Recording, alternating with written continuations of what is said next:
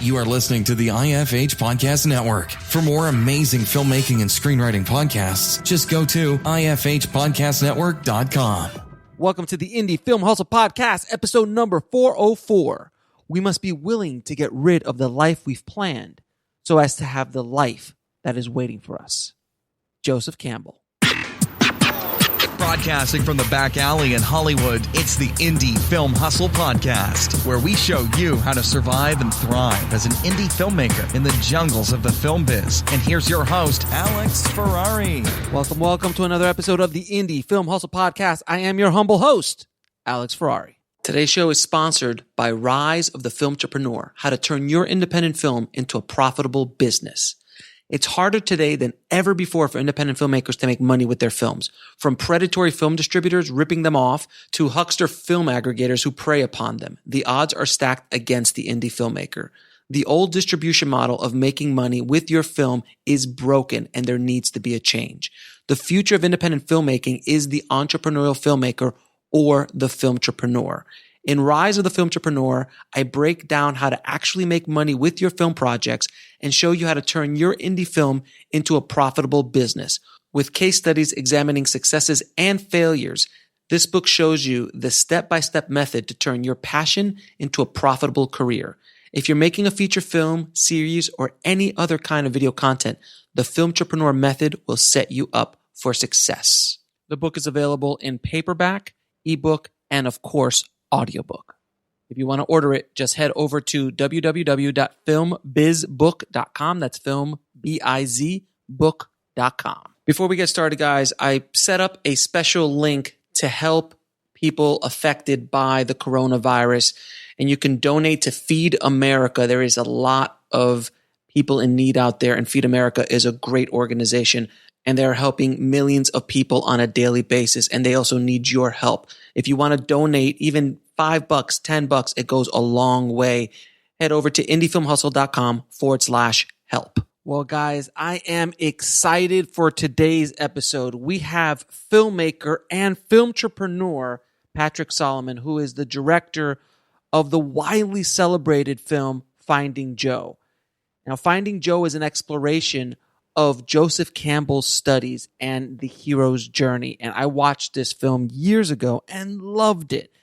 And I just saw it pop up here and there and constantly being, seen in Netflix and all these other streaming services and platforms. And I always wondered how Patrick, was doing with the film. And I come to find out that Patrick read Rise of the Filmtrepreneur and was super stoked about what it had to say and how it could help his film continue to make money years after its release. So in this episode, Patrick and I get into it and we start talking about how the film came to be, what he did right, what he did wrong when he released it originally, what his distribution journey has been, and how the Filmtrepreneur method is being used to squeeze every last drop of revenue out of this film and helping it find a new audience and being of value to that audience, which is always the key to getting any money and any revenue from a film, providing massive amounts of value to your audience. So without any further ado, please enjoy my conversation with Patrick Solomon. I'd like to welcome to the show Patrick Solomon, man. Hey, Patrick, how you doing, brother? What's happening? Thank you for having me. Oh, thank you for coming on the show, man. I am a big fan of your film Finding Joe, and I saw it years ago when it first came out, and I actually have gone back to it a bunch of times because it's like a warm cup of like coffee or something like a piece of apple pie. Just very comforting. It's a very comforting film. It's comfort food for sure. It's comfort food because it's very hopeful. It's a very hopeful film. And it's just very well executed, and it was unlike anything I'd seen before that time, or honestly since, talking about the work and life of Joseph Campbell, but like more of his theories and stuff. But we're gonna get into Finding Joe. But first and foremost, how did you get into the film business? Let's see. I got into the film business at a really young age. I was just into it right out of high school. I started shooting. on Super 8 film just to date myself. And I started shooting stuff that I was into, like skateboarding and snowboarding. And right when snowboarding was first becoming snowboarding, right, you couldn't really go anywhere except for like 3 places. Once again, dating myself. I said, okay, let's make a snowboard film. And then some sponsors at the time came out and said, okay, we'll fund that. And I started shooting snowboard films, and that was it, man. I was like, I'm off to the races. This is what I'm going to do for the rest of my life. Very cool. And you worked in the commercials. That's what. Right. So in the summer times, I would come back to LA and I'd work as a production assistant in commercials. So my contacts grew in commercials. And so somebody was like, hey, you're doing these snowboard films. Would you be interested in shooting any commercials? And I said, yeah, I'd do that. And so I started shooting commercials, and I was like, this is great. I'm going to do this for the rest of my life. And so I had I was off to a commercial a career as a commercial director. And that was a different time, because you and I are similar vintages. So right. I remember when there was just money flowing into commercials. Flowing. You would have like rain. $500,000 here, $1 million plus there campaigns. It was insane. And I was in South Florida during that time. And so I was working with some of the big commercial houses down there. And I just saw it was the 90s. It's like I got into it at like late 90s, like 96, 97. I got my start there. And then I worked all the way through to when I started making Finding Joe, which was 2010, 2009. Yeah, it's a commercial work, and if anyone listening right now, it's not nearly as easy to get into the commercial world anymore as it used to be. It's not. I would back that up. It is and it isn't, right? Because if you're young and you're just starting out and you can afford to, if you're in your 20s, especially, if you don't have a relationship, you don't have a kid, you don't have a lot of commitments like a mortgage, you can just go out and shoot whatever you want. It might be. To get paid is a lot harder, but to get a client and just say, hey, I'm going to shoot some cool stuff for free and build a reel, that might actually be easier. Oh yeah. Free services are always easy to sell. That's not, I think in any decade, it's a very simple, easy process, generally speaking. But yeah, I'm just like to get back up to like the David Fincher style budgets and the Michael Bay budgets back in the 80s and 90s. Oh, never coming back. Oh my God. Those days, man. I just remember those it's not coming back. Like propaganda days. Remember the propaganda days? Oh yeah. Yeah. I worked for them too. Yeah. You worked for, I mean, I was at one of my best friends worked in the vault at Propaganda. So he would send me VHSs of Fincher, Bay, Gondry, Jones, Fuqua. He'd send me their reels. And before the internet, really. So I would see all their demos and short films, and it was freaking awesome, dude. It was a different world. So then you got out of the commercial world for a minute and got into the highly, highly profitable documentary space. Yeah, nobody told me that at the time, though. Right? So I was thinking, and in my mind, I was like, okay, I'm going to make this film. And I was I was really, commercially, I was like, okay, what's next? I've kind of done this, and I was getting a little soured on doing commercials. So I thought, okay, I'm going to do this film, and that'll launch me into this whole career doing documentaries and all. I didn't really think about the money too. And to your book, Filmtrepreneur, I really wasn't thinking that way at all. I still considered myself an artist, and all I got to do is make something good, and the money will follow. Sure. It really, and I didn't even think that wasn't even an actual thought. That was probably like a feeling I had. And so on that end of it, obviously it didn't work out because, as you know, and as you write about, you really have to be intentional about your distribution and your marketing and how you're going to make money on this thing. Yeah, but the good thing about Finding Joe, well, first of all, we're talking about like everybody knows what it is. Tell everybody what Finding Joe is and how it came to be. Right. So Finding Joe is a film I did. It was released in 2012, and it's a film about Joseph Campbell's work. Right. And so if you don't know who Joseph Campbell is, just really quick, he was a mythologist, and he discovered this common thread in all stories of the world. Hollywood uses Joseph Campbell's work quite a bit, and he called it the hero's journey. Right. A hero in every single story goes on almost the exact same journey when you break it down. And so Joseph Campbell coined the phrase, the hero's journey, and he also coined the phrase, follow your bliss. And what was different about him was he made this correlation, and he said, well, the reason why every hero in every story, in every time period is taking the same journey is because humans are taking the same journey. So he correlated the story that you see on the screen to the story of your life. Mm-hmm. And so the film is about that part of it. The film is really about the story of your life, more so than Joseph Campbell. Yeah, and what I loved about it is you had a lot of guests come in, and the people you were interviewing, so it's like celebrities and just authors and other people who really just had such a love for Joseph's work. And anyone who's ever seen Star Wars, because it was just May the 4th be with you yesterday. If anyone who's ever seen Star Wars, it was basically the blueprint of the hero's journey, the original Star Wars. Exactly. And so that was really what made Campbell's work famous, was that George Lucas was a disciple of Campbell's, right? And so he went so far as to flew Campbell to his estate in Marin County, and they shot this series of interviews with Bill Moyers, and that also made him quite famous at that time. Yes, The Power of Myth, which is, I think, available on Netflix now. Netflix has it now. It's available on Netflix, available on YouTube. If you haven't seen Campbell's work and you're an aspiring filmmaker or you're a filmmaker, go watch it.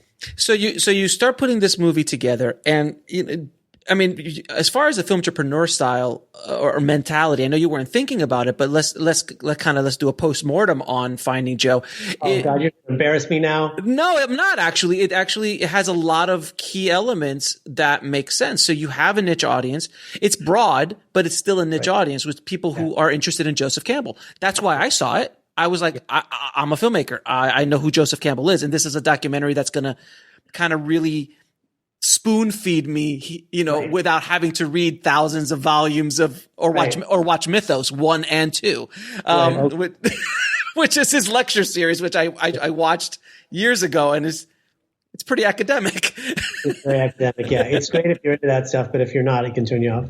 Exactly. So I was really excited about it, and I would feel that there would be a large audience for this film. Right. Because of that. And the celebrities you had involved in it as well. And so there were niche audiences, and there were, there's little packets of people that you can bring in. So how did it actually play out for you? Okay. So just to preface this too. So I'm about to embarrass myself greatly, with my ignorance at the time. Right. And we all do. As you were saying those things, I'm feeling like this little pinch, like you're stabbing me, like, oh God, that's I'm not. Right. Oh God. No, I made it. I actually, from looking at it from the outside, when I saw this, I was like, this is a really great package. Like it makes sense to me. And I'm assuming it wasn't super expensive to make, because it didn't look like it was super expensive to make. It wasn't. No. I love the grand scheme of things. It was all in, mm-hmm. like distribution, marketing, all in. The entire budget was $500,000. Right, which in the grand scheme of independent films is it's an affordable price, but also affordable, right. Which is also back in 2010, 11. Right. Which I'd say it's probably even less to make now. Oh yeah, you could probably make that movie much more affordably now, but it seems smart even at that price point. There's enough people out there who know who Joseph Campbell is, who are fans of Star Wars, that would want to watch this film. So how did it play out? Okay, so let's get into the post-mortem and me embarrassing myself. Okay. All right, so first of all, filmmaking mistake 101, self-distribution, right? I said to myself, this film is going to have a theatrical release because I'm a filmmaker, and that's what films do, and that's how you that's just the way it is. I'm going to have a theatrical release because I'm a real filmmaker. I'm a real filmmaker. If Spielberg gets a theatrical, I should get a theatrical. Right. So I really like laid down the law there.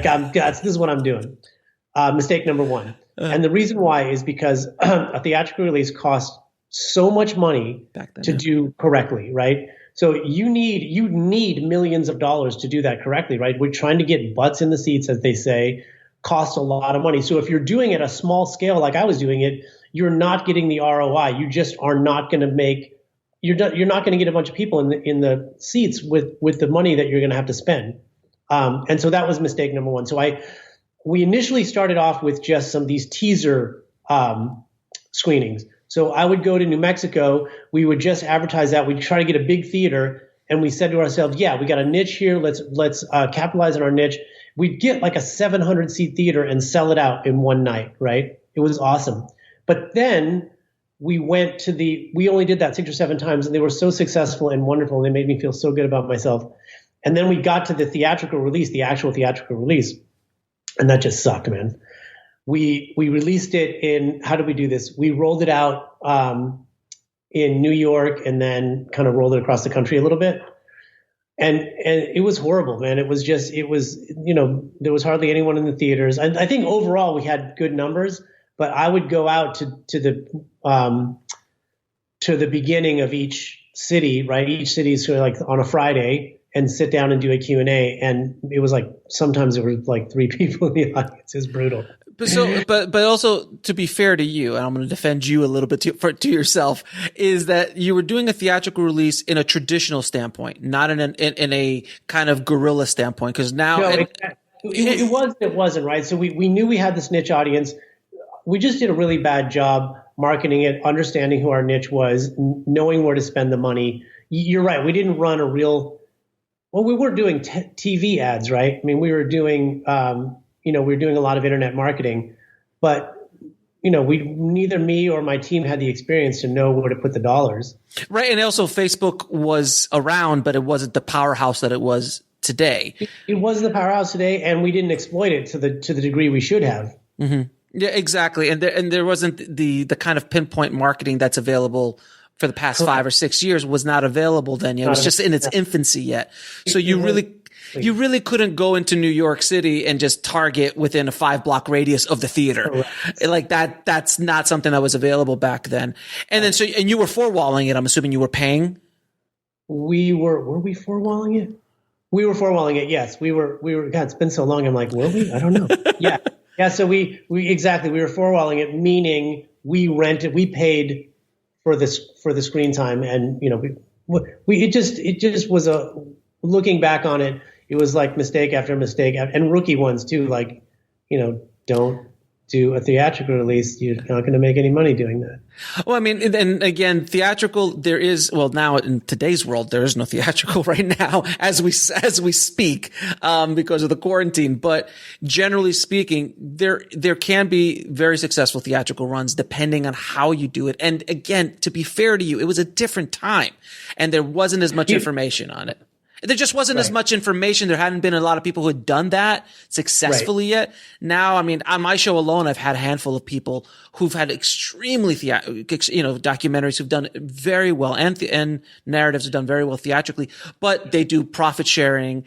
They don't four-wall. They use internet marketing exclusively. There are ways to make that work. But now if I were to do the whole thing again, it would be completely different. Yeah. Yeah. So, all right. So now you did this theatrical run. You're not happy with it. So now where do you go from there? Right. And so now I'm behind the curve. Right. Mm-hmm. So there's a lot of catching up to do. Like, Christmas is coming.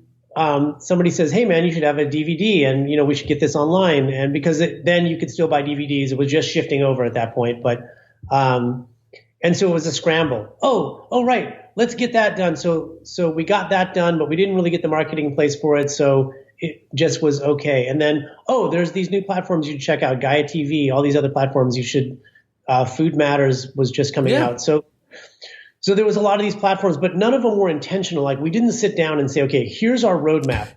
Right. We were reacting to stuff coming up, right? It was more like something would pop up and we go, oh, that's cool. Yeah. Chase our tail a little bit in that process. Shining light syndrome. Exactly. So now going forward, right, and I can't wait to finish the film that I'm on now, because I'm not going to make one single mistake. Again, maybe not, but I'm going to learn from all those mistakes I made and really, get ahead of the game on the distribution, marketing, the release. What exactly is it that we are selling to the public? So, okay. So, all right. So what happened with did you sell out? Did you do DVDs? How did you do it all yourself? By the way, did you ever get a conversation with the distributor? No one approached you about this? I did. I had a few different conversations with distributors, but I didn't like their deals. Shocking. So I just said no to everybody. And then, of course, I jumped in bed with distributor, and we know how that ended. Oh, geez. So you were caught up in the distributor debacle as well. Oh yeah. But that was later. But you must have made some money. Yeah, that was way later. Yeah. So it took, like I said, I think it took about 2 years to get into the black, right? And looking back on it, it should have just taken way less time, right? Like had I not done that theatrical release, it would have taken us less than a year, right? Just because of the money we spent. But then we did the DVDs, right? I felt like the DVDs had good sale. I made a distribution deal with a DVD distributor, and with a couple of markets that were exclusive to him. And then I made some deals with people around the world, which I also discovered was a great source of income, was to make deals with different markets worldwide. You did that directly without a sales rep? Without a sales rep, yeah. How did you get access to them, or did they find you? A little bit of both. Some people found me, but then I would do research. There was a few other films that were out at the time, and I just looked at their distribution list online, like who distributes what the bleep in Germany or whatever, right? And then I just reached out to them. Hey, I got a film, blah blah blah. Okay, so then you're making any money with the DVDs? We made an okay amount of money. I can't remember what the numbers were, but I remember going, okay, this isn't too bad. Like I wasn't overwhelmed, but I wasn't bummed about that either. Like I wasn't bummed about the income on the DVDs the way I was on the theatrical. So when you went into the streaming deals, was it a positive or a negative situation? It was positive. Like I liked the deals that we made. We weren't making a ton of money streaming, like hardly at all. But I just liked the idea that the film was out there streaming. Our best deal was with distributor. We were making pretty decent money with those guys for a while, and it was just Apple TV. That's it. No one else. It was, and because people were renting it there. Yeah. Because people were renting it and downloading it there. Exactly. And it was such a big platform that people could get to it easy. And it's also different. What year is that? We're talking about 2013. Yeah, exactly. 2013, 2014, 2015. So VOD was a thing. TVOD was still a thing back then. People were still renting a lot and still buying movies on Apple and stuff like that. Now would be a very different world. Exactly. But overall, so at the end of this journey with this film, and you're still generating revenue with it, you own it still, I'm assuming. Right. Yeah. Right. So you're still generating revenue with it. It's still, overall, it's been a very positive experience. Overall, man, it has been such a positive and amazing experience. Even like just the production of the film, like making the film was such an amazing, like I would call it one of the high points of my life. Like just producing that film, and the people that I met and the experiences that I had making it were just priceless. Yeah, I mean, I love what you did with the children as reenactments. I thought that was such a clever way to shoot those stories. Like you're trying to tell stories like the hero's journey, but you're doing it through children dressed up in like they're playing imaginary heroes or something like that. That really worked out. I'm glad that worked out. I was like, this is crazy. No one's going to like this. And then we got a couple tests back, and I was like, this is awesome. This is going to be the way we're going to do the whole movie. Yeah, it was great. And it's a very well produced piece. You could tell that whoever, the director was, who knew what they were doing. It was very polished. But that's one of the reasons why I reached out to you for Indie Film Hustle TV, because I wanted it so badly, because I was like, oh please, I'd love to have it on this platform. When I got your email, I was like, oh my God, this guy knows who I am. I love this guy. I appreciate that, man. I appreciate that. So let's talk a little bit about Joseph's work. Because I know him, Joseph. Joe, I like to call him. Let's call him Joe. Let's call him Joe. Can you talk a little bit about can break down the hero's journey for people who might not know what the hero's journey is in a very basic way? Sure. So the hero's journey breaks down like this, right? So a hero, there's basically three parts, right? Separation, initiation, and return. And you can think about it like this circle, right? So a hero starts off in their village or their place of comfort, and somehow they are called on an adventure. Sometimes you get kicked out of the village. Sometimes you follow a butterfly into the forest. Sometimes your village gets attacked by a neighboring army and it burns down and you got to go. Star Wars is the classic example, right? Sometimes your aunt and uncle are murdered by the stormtroopers, and you got to go. So now the hero goes on an adventure where you learn things, gain things, and you acquire the treasure, right? That's the goal of the journey, is to get the gold or destroy the Death Star. But you get something, and then that's not the end of it. You return with that thing, knowledge, scepter, to the village where you started, right? So separation, initiation, return. And that's basically the hero's journey in a nutshell. So if you break it down, if you just watch Star Wars, it is literally as perfect of a blueprint, the original Star Wars, to the hero's journey, as anything I've ever seen. Right. And you start analyzing the hero's journey, and the hero's journey is in almost every story. It's not in every story, but it is. I mean, if you start, especially every Hollywood story, every major Hollywood blockbuster, even independent films, all of them have a version of this. It's difficult to find a film that doesn't. Yeah, the only ones I've ever found is kind of like Sir Arthur Conan Doyle, Sherlock Holmes stories, detective stories. Those don't have that as much because it's a different kind of storytelling. But generally, everything else has the hero's journey in it. And and for people listening, if you, a lot of times I know there's these moments in your life where things happen, like you lose your job, you break up with your girlfriend, you're stuck in a house in quarantine. There are events that happen that are catalysts for you to start a new adventure. And their opportunities. I always look like I've been fired twice. I had two full-time jobs, only two full-time jobs I ever had in my career. And I was fired from both. I'm very proud of my firings. And both of them started me off on completely new paths.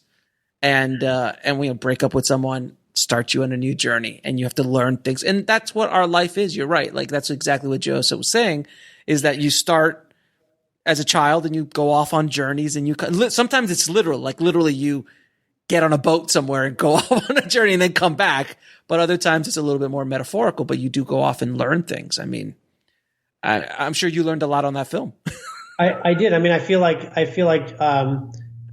so just in the making of the film itself was a classic hero's journey. I went out on this adventure to make a film about the hero's journey, right? And then I made this film about the hero's journey, and I returned to the village that is the world, and I shared that journey. Yeah, basically. And is there any, what is the books that really draw you from Joseph's work? I'm assuming Heroes Has 1,000 Faces is the main one. Especially if you're checking this out, then The Hero with 1,000 Faces is like really the classic work, and that's the one that Lucas really gravitated towards. However, it's kind of dense material, right? I would start with The Power of Myth, which is the Moyers series. Mm-hmm. It's a book, right? The Power of Myth, they turned that into a book. Get that one first, because it really breaks down in very easy to understand ways all these different ideas. And then because I was such a Joseph Campbell fan, I actually went out and got Mythos on VHS, Mythos and Mythos 2. And man, they're dense. They're dense. I mean, and that's the thing, is you can really get sucked into them if you're in the right mindset, or if you're if you're a Joseph Campbell fan. But if you're not, man, I really recommend Power of Myth. There's another one called Reflections on the Arts of Living. Mm-hmm. That's an easy way in, and really you'll get a lot of great information out of that. What was it about Joseph's work that drew you to him? Like, what made you want to make this documentary? Life, right? So when I was a kid and I was just starting my filmmaking career, is when those Moyers interviews came out, and man, I was just hooked on those things, and I started reading everything that he ever wrote, and I really geeked out on Campbell for years and years. And then when I would have a crisis in my life, I would go back to Campbell's work, right, which is essentially the myths of the world, and it really is informational about humans and why we do the things we do, and it provides a great map. Mm-hmm. Right? When you look at a map, you can say, oh man, I'm having this crisis here, but further down the road, I can see it's going to be better. So it provides a good roadmap of life. And is there any of Joseph's philosophy that can help you on a daily basis as just a human being? I would say, the classic Joseph Campbell line, which is follow your bliss, right? Follow your bliss and doors will open where there were only walls, right? That's the line. And so to me, the idea of trying to follow your bliss on a daily basis it's really a practice. And it's just been magical for myself. And I know for many people to wake up in the morning and go, what am I here to do? How can I do that? Serve people while doing that. If you can do that, you've won, really. When you just said be of service, is that something that's very important to you in your work, is of being of service to your audience? I think so. And I think that the way I look at the hero's journey different now is that, going back to Star Wars, for example, everyone who's on a journey is their own hero, right? You're on your own journey. You're a hero. I'm on my journey. I'm a hero. We bump into people, right? They're on their own journeys. But we can also be the Yodas to people that are on their journey, right? Mm-hmm. And that actually to me, feels a lot better now. Like, I love helping young filmmakers out. I just love helping people in other ways. And so to be of service and be a guide and be the Yoda or the Merlin to somebody who's just coming up, that to me just feels better. I love doing that. It's addictive, isn't it? Yes. Yeah. I started my journey almost 5 years ago with Indie Film Hustle, and I can't turn back now. This is just like it's addictive. You're providing that service for many people, myself included, right? You're offering this guidance to people who really need it, and it's got to be amazing. It's a really great feeling to do it, and that's why I always tell people, when you are of service, if you want your dream to come true, help somebody else follow theirs. Yes. Or help somebody else achieve theirs. My favorite quote of Campbell's is the treasure that you seek is in the cave that you're afraid to walk into. Yeah. Which is a great, so true though. It's so true. So true. Now, what is the biggest lesson you learned making that film? Like, if you had the one takeaway? God, there's so many takeaways. I think from a filmmaker's point of view, there's some creative things that I learned about how to get through creatively, right? Because there was a lot of creative challenges in that film, and creativity isn't always sexy, right? Creativity doesn't always happen in these moments where you get this lightning bolt, right? A lot of times creativity comes from just getting dirty, sweaty, and suffering for weeks. Very true. Very, very true. Now, what's the next movie you're working on, and how is it going to be different than far as how you're going to make money with it and sell it and get it to your audience? That's a good point. So I'm making this film. The title of the film right now is called "What Is Money?" Right, and the film is about the subject of money. I know it's a broad subject, but it's when I started, I didn't really have a central theme or a question that I was asking. Money just intrigued me. People at the Q&As at Finding Joe would stand up and say, hey, man, I'd like to just quit my job and follow my bliss, but I need money. And that kind of hit me like, wait a minute, you do need money. And wait, what is money? That's weird. So the idea of money just stuck with me. And I knew that I needed to make a film about it. So it's turning into kind of not a definition of money, but why, what money is, right? Why we suck with it. And how we can understand money in a way that makes you go, oh, right, I get it. I understand money a lot better now, and maybe there's not so much stress and anxiety about it. Yeah. I've been studying the topic of money now probably for a couple of years now. I've read probably 40, 50, 60 books on the subject. Okay, I'm sure we've read the same books. Oh yeah, I mean, I'm constantly reading stuff about every aspect of money. Hit me with your favorite bits, because it's interesting what different people take about their takeaways about money. But man, it's a fascinating topic, very triggering, and I'm stoked to come out with it. And then on the back end of this, I'm doing things that I never did with the first film, which is immediately day one, I started thinking about what's my distribution, what's my marketing strategy, who's my audience. So I just have pages and pages and pages about who my potential audience is, about marketing. What the marketing strategy is going to be, what platforms are we going to run on, just all these things that you should think about. You should think about them just as equally as your production of the film. Oh, I think if not more so in many ways. exactly, if not more so. Yeah, because there's so many filmmakers who just like you were saying, I'm the artist. When post is done, I'm done. When post is done, I'm done. That's killer. I thought that way for so long, man. That's the killer. It's going to the kiss of death right there. Let me know where's the red carpet. Let me know where the red carpet and I'll pick up the awards. Right. Like, I don't understand. Can I get my picture taken with, yeah, let's do this. No. And you can send a check to this address. And that's basically what expect. Yeah, not doing that again. Yeah. It is such a myth that I've been trying to bust now for 5 years, basically, since I started doing this. And so as far as what you were asking earlier about what like my favorite tidbits on money is, the biggest one I took away, and hopefully this could help some people out. Obviously, Robert Kiyosaki and Rich Dad Poor Dad, which the 4 quadrants of Rich Dad Poor Dad was very impactful to me. And I'd read it years ago, but I guess at this age I started listening to it a little bit differently, which is the employee, the self-employed, the business owner, and the investor. And the concept that when you're an employee, you're basically a serf. You're a slave to that job. And the second that job shuts down, you're done. And that could be a high paying job. It could be a lawyer. It could be a doctor. It could be, a big movie star, depending on, if you're making $2, $3, $4 million a year, that sounds like a lot of money. But if it costs you $4 or $5 million a year to live your lifestyle, right, you're in the same boat as the guy making $20,000 trying to make ends meet, obviously at a different level, but you're still stuck there. So when that money stops, you stop. And, yes.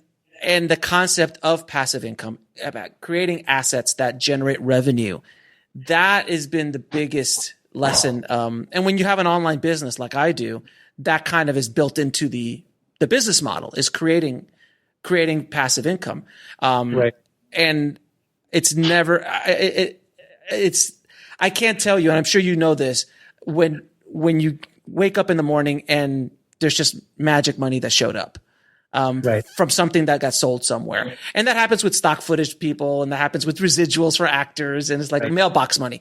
But that passive income is addictive as well. And it gives you so much freedom and so much power. And that's really what it's about, is that the reason you're trying to create this stuff, passive income and multiple streams of revenue is not just to get rich, right? It's the lifestyle you're trying to lead, right? The idea is that you can live the short time you have on this planet doing the things you want to do, instead of being a slave for, the time that you have here and then retiring at 60 and then you only have a couple of years left. Yeah. And I've been basically self-employed most of my professional career. Like I said, I only had 2 full-time jobs, and all the other time I was always self-employed, but still employed. So there was a little bit more control, but it was still dollars for hours. Dollars for hours, right? Like make a day, work a day, make $1. Yeah, and in the people who are, lack of a better term, rich, they don't do that. They understand how to leverage other people's money. They understand, when I mean other people's money, meaning banks and and other things like that. And they have money work for them, and they have assets that are generating revenue for them all the time. Yeah. So they build money machines. Like, and that every revenue stream is a money machine. So that's kind of like what I kind of try to explain that in Filmtrepreneur, Rise of the Filmtrepreneur, where you're creating assets for your film, and those assets are generating revenue for you, even when you're not physically working, physically selling. It's constantly doing that. And the more of those you could have, the better, and so exactly. The more of those you can have, the better. That's exactly it. That's the whole, you get a few of those going, and pretty soon you can choose to do what you want in life. Right. And that's why people who work in real estate are so successful, because they are able to leverage other people's money to purchase a house or an apartment building that's cash flow positive. Then the people who are renting are paying for their asset. And maybe with appreciation, they can actually get another loan, pay back the bank. And then all of a sudden that asset, they own 100%. And it's just generating revenue for them. So it's basically a free cash machine. Right. And films can be the same way too, right? Correct. So absolutely. If you create a film, right, you have multiple films out there creating multiple streams of revenue. And then on back of the film, like for this film, for instance, because of the subject matter, it really lends itself well to multiple products, right? So we can do a course based on this film. We can do the book based on this film. We can sell all the raw interviews. There's a lot of different ways to slice this thing. And, for the first time ever, I'm like, oh my God, we can actually make a living making a film. Stop it. Stop the insanity. Are you kidding? You can really do that, right? You can really make an actual living and pay your mortgage and everything. But the thing is that, and for people listening, you have to understand that you can't think the way you were trained to think. That old model of I'm done at post, or I'll give a movie to somebody else for that one revenue stream, which is a distributor. That's it. Right. If you think that way, this doesn't work. It's tough to make that. It's not impossible, because obviously some people do it, but in today's world, it's getting so much more difficult. There's so much more competition. Yes. I'm much more about creating those multiple revenue streams that can kind of always constantly making money. Like, and there's guys like I talk about in the book who've built empires, like Food Matters. What's it called? Fat, Sick, and Nearly Dead. Those guys, I mean, they've literally built multi-million-dollar empires off of multi-million-dollar, exactly. So you're right. It's definitely doable, but it really takes, you got to think that way, right? You have to change your thinking from exactly. I'm an artist. As soon as I'm done with this product, I'm either moving on to the next one, or the money's just going to come in magically because I'm going to make such a great piece that people are just going to give me money. Now, I'm going to do a little experiment with you. Let's go back to Finding Joe for a minute. So let's say we're making Finding Joe today. Oh man, this is great. Okay, so let's say today, no one's ever made Finding Joe. No one's ever made a documentary about. So this doesn't exist yet. So it's not in the zeitgeist at all. And you say, I'm going to make a documentary about Joseph Campbell's work, and you shoot it the same way with the kids and the interviews and everything. How would you position that film today?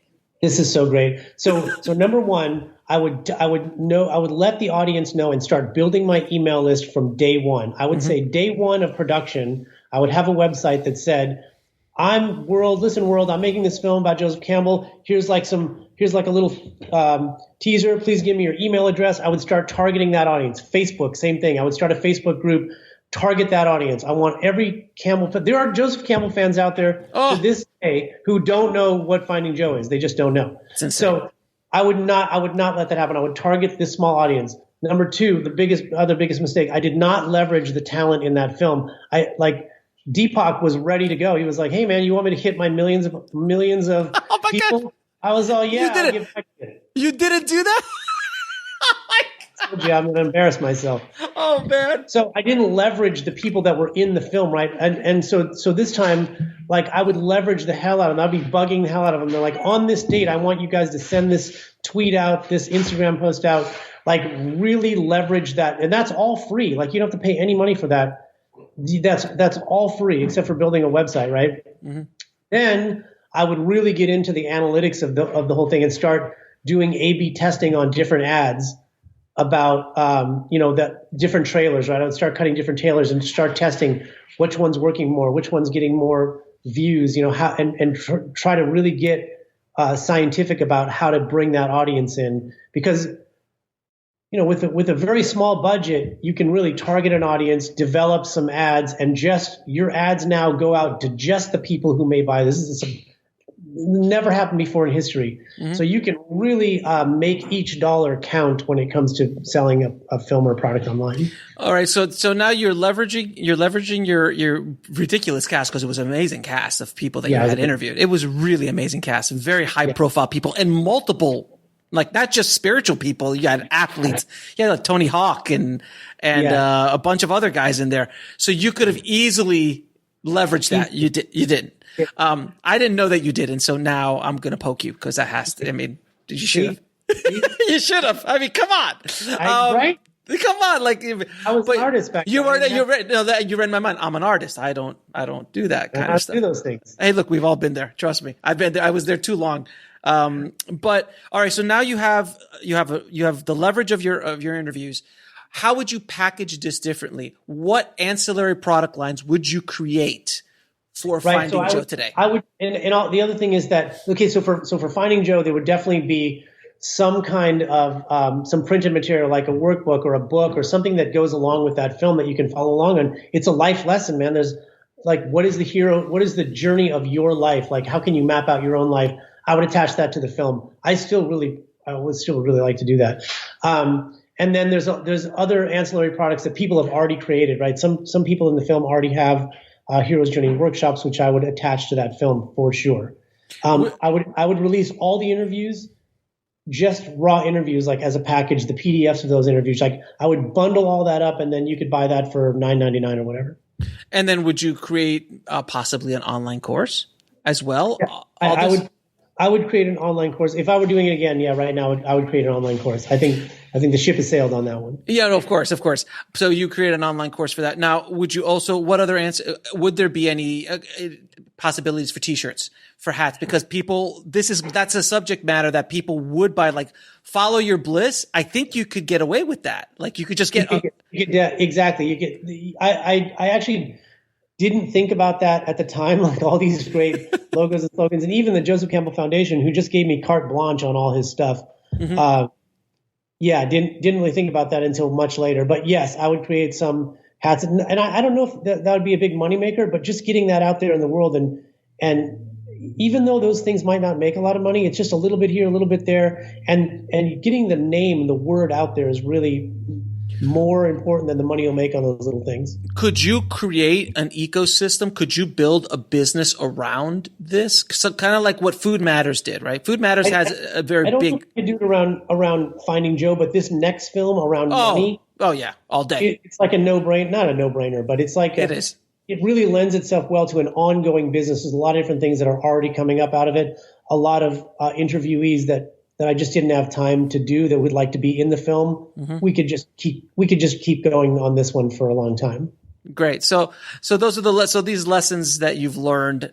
I've never done that before. Like going back to an original film. Like, so if we would take it today, what would you do differently? That's actually really great because I think the answer is everything. So you would have probably been able to make it for a lot less. You would not have spent if you wouldn't have spent all the money on the theatrical. How much did a movie actually cost you? The production budget was $250, maybe a little more than $250 to produce, edit, and finish the film. So for $250,000, so today you could probably make that for less. You can make that for less. So you would be lower to get, or it wouldn't take you that long to get into the black. Exactly. And man, I think it would have been in today's world. You would have done very well. I think it would have done very, very, very well. Yeah, I totally agree. Thanks for having me. Thanks. Oh, listen. I mean, you read my book. You know, I had that whole chapter on how I spent $50,000 on that short film and released it on an app because I was so cool. Yeah. You know, and I made $700 on that release. So we've all been there, dude. We all done that. But that's very interesting. Very, very interesting on how you would do it differently. Well, I'm glad that the book has helped you. In any way it's helped you at all, the Filmtrepreneur book, because it sounds like you really are taking a lot of those lessons that I put in the book and are applying it now to your new movie. Really 100% there. I feel like that was and that book actually, I'd been having those thoughts already because the people I've been interviewing around the subject of money have all been saying very similar things.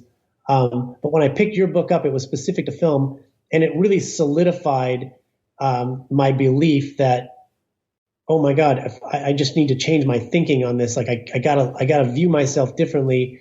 And I did, and it was amazing. It is a mindset shift. It really is a mind shift. And I can't tell you how important, and everyone listening, I want you to be perk up here for a second. And please let me know how you feel about this as well. Changing your mindset, it is the thing to do in any aspect of your life, in any part of your journey. If you want to change, it only will happen once you change your perspective. It only happens when you change that mindset, when you get out of that comfort zone or that little box that we have. If you change the mindset of what you think is possible, because like Henry Ford says, if you believe you can do it or you can't do it, you're right. And I've seen that happen even recently in my life, where I can't do that. Oh, that's the top there. I'm only gonna get to this place. And guess what? That's the only place I got. It was that place. But the second you shifted the mindset a bit, then all of a sudden it opened up more, and you're like, well, wait a minute, is that it? Is that all I had to do? And I've known that on an intellectual standpoint for quite some time. But changing the mindset's so important. What do you think? Yeah, it's one of those things that is simple but not easy, right? The idea of changing your mindset is simple, but if you've been in the habit of thinking a certain way, it really takes a lot of work and discipline on your part. You got to keep catching yourself. You got to keep going, oh, right, that's my old mindset. I got to do something about that. That's why it's hard to quit smoking. That's why it's hard to quit drinking. Really, the simple answer is just, hey, just quit smoking. But it's not that easy. Right. It's if you don't believe that it's capable of being done, then it will never happen. Period. Yes. Yeah. It's very awareness, right? If you just need to you need to get a certain level of awareness that, hey, this thing is possible. I can actually make films and make a living doing them.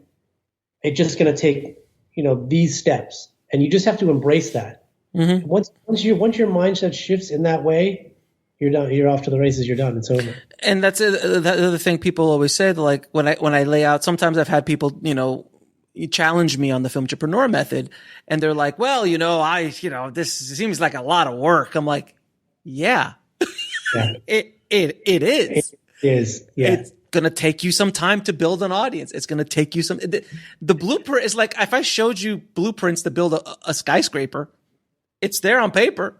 Right. It's like the construction guy going, this seems like a lot of work. I'm like, yeah, it is. But it's a completely mind shift when everyone's always told you, no, all you got to do is, the hardest part is making the movie, which is not. And honestly, it's kind of fun. Like, yeah, it's hard work. Like right now, it's a lot of hard work but it's fun. Deal with marketing, but it's kind of fun. Like I'm learning new things and discovering new platforms and meeting new people, and the process is fun. Mm-hmm. No, there's no. I've always loved the business side. I've always loved the marketing and design side of filmmaking. It's always been it's a holistic ecosystem for me. It's when I made Ego and Desire, I was thinking about the whole plan when I was doing it. I was like, that's fun. That's more fun for me. Right. Without question. Now I'm going to ask you a few questions I ask all my guests, sir. What advice would you give a filmmaker trying to break into the business today? Just right now, especially if you're a young filmmaker and you're trying to break into the business, there's two, right? One is, I guess it depends on which part of the business you're after, but you can make films wherever you are. Right now, it's very easy to make films.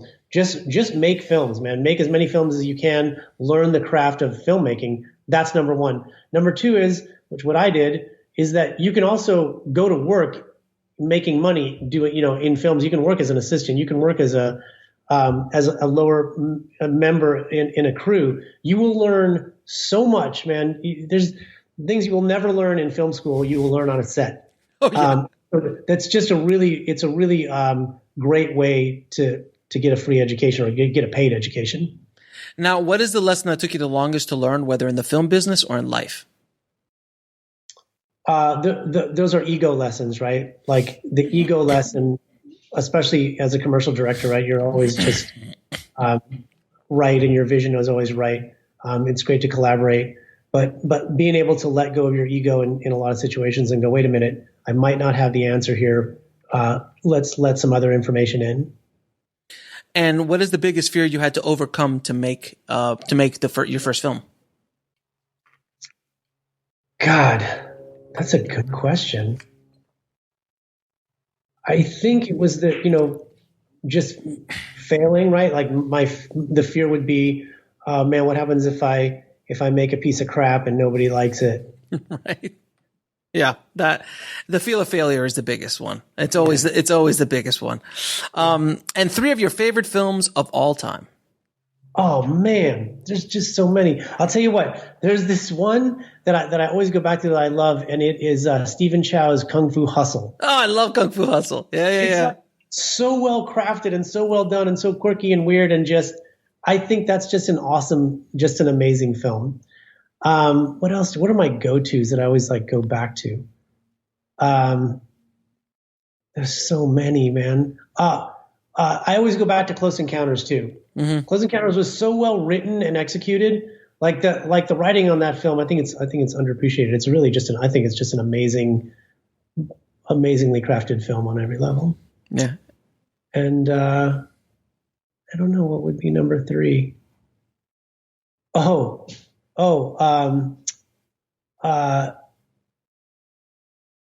Incredibles. It's so The great. Incredibles for sure. I love Incredibles. I like the second one. I didn't mind the second one at all. I thought the second one was fun too. I didn't mind the second one, but the first one I thought that was another one that when it came out, I was like, oh man, this is so well written, directed, executed, like everything, it's a seamless, wonderfully, perfectly crafted piece of art. Yes, without question. Now, where can people find you and the work you're doing? Let's see. So I am on Facebook, Pat Solomon on Facebook. I'm on YouTube, Patrick Solomon. And What is Money is on Facebook. The new film, What is Money, is a group on Facebook. And when is that coming out? I have no idea. So I'm a year into production. My deadline to be done with production was going to be this fall. We're going to try to release that earlier in the year. I don't know if that's going to happen now. Like I was just about to shoot all my B-roll when the COVID hit. So I still have a ton of B-roll to shoot. I was like, basically almost all my interviews are shot. Not all of them, but most of them are shot. So just still trying to figure it out. If anyone has any suggestions about shooting in the time of COVID, maybe if you could do a show on that, I'd tune in. How do we shoot? How are we going to move forward? How are we going to get a crew together? Got it. Well, Patrick, man, thank you so much for being on the show. It's been an absolute pleasure. Your film touched me when it came out, and I'm so proud to have it on IFH TV. So thank you for sharing Joseph Campbell's work to the world, man. Super stoked.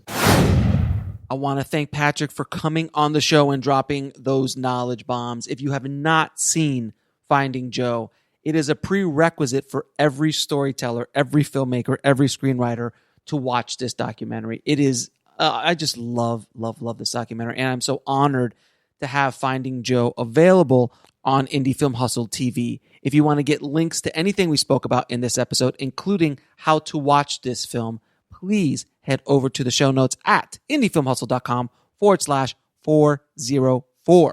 And thank you all so much for the great support that you've given the new show that I just launched, Inside the Screenwriter's Mind, a screenwriting archive of the best screenwriting episodes from the IFH Podcast Network. If you want to check that new show out, please head over to www.screenwritersmind.com. And I hope all of you are doing well in this insane upside down world that we are living in right now. As a wonderful meme came up on my Facebook feed the other day, this too shall pass, but it might pass like a kidney stone. All right, guys, stay safe out there. And as always, keep that hustle going. Keep that dream alive. And I'll talk to you soon. Thanks for listening to the Indie Film Hustle podcast at indiefilmhustle.com. That's INDIEFILMHUSTLE.com.